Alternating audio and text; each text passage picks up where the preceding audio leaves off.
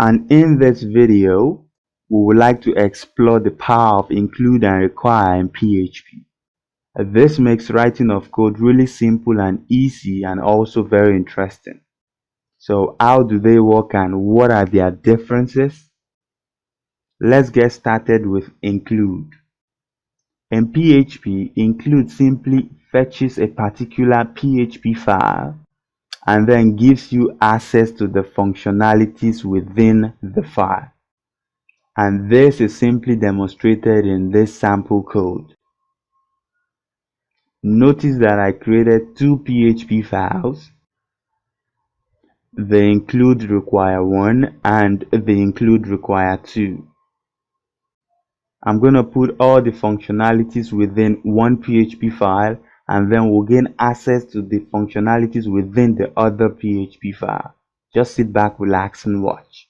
And of course follow along.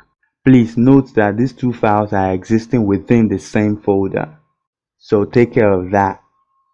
Let's get started right now. I just want to create some mathematical functions right now. So I'll start with creating the function add. It will take in two parameters. We say A and B. And what this simply does is simply echo the result of the addition of A and B. So I'm going to say addition here and then say is equal to, and then concatenate this with the mathematical expression for the addition of the variables A and B. It is as simple as that. So to save time, I'll have to duplicate this function and then create for subtraction. I'll just change this to sub, and then come over here and change this to minus, and also come here and change this to subtraction. Fair enough. Did I spell that correctly? And then moving ahead to also do for multiplication. Don't mind me, as you all know, I'm a lazy programmer. And so we'll take this one at a time. So this will be multiplication. I should actually change this to the asterisk, which will actually do the multiplying for us. And then finally, I'm going to do division, and I'm going to name this div, and then change this to division, and of course this to the slash, the forward slash. Fair enough. So I'll just save this, and now we're done with the include require to file. Alright, so we have created these four functions within this PHP file. So right now I want to access those functions from the include require one.php file. What do we do now? Simply call the keyword include. Take very good note of that keyword include. Now this will be followed by your quotes, and in between the code you are going to specify the name of the file you are including. In this case, the file we are including is include require to.php, and that is exactly what we're going to supply here. No mistakes. And that being said and done, we have successfully said all the functionalities here should be available to us here. So remember, we have some functions here. I would like to make use of this sub function as an example from here. So I could just come down here and simply say sub and provide two numbers. Notice that it requires two numbers from us. So I'm going to specify those parameters right now.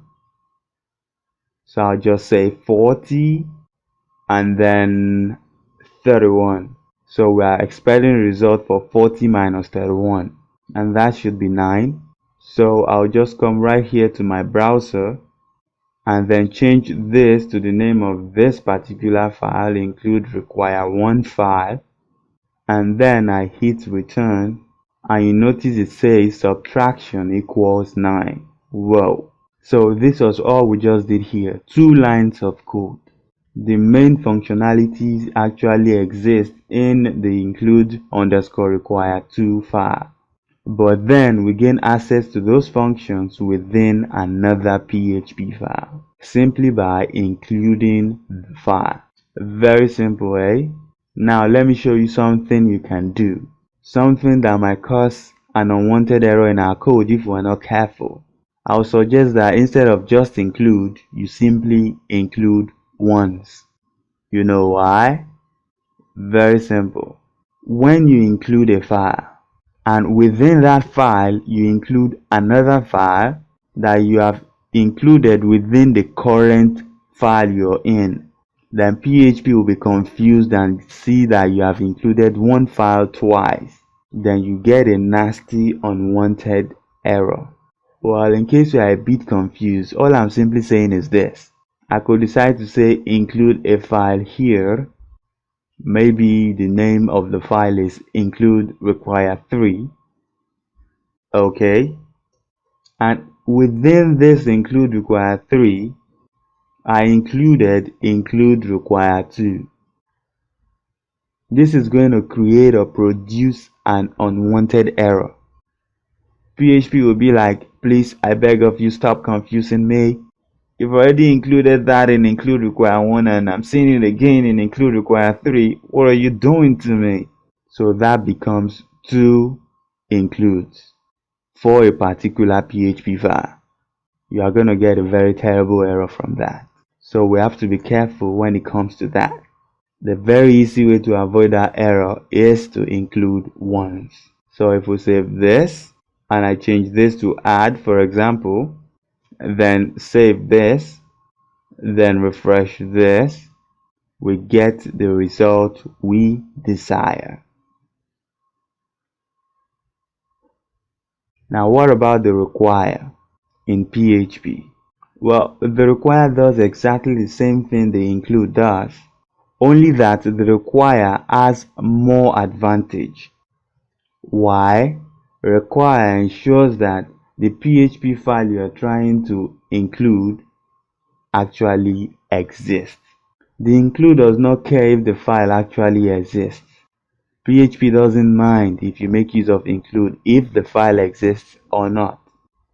But making use of require ensures that that PHP file actually exists. So what we are saying here simply is this. If you decide to require this, then save this, then refresh it, exactly the same thing happens.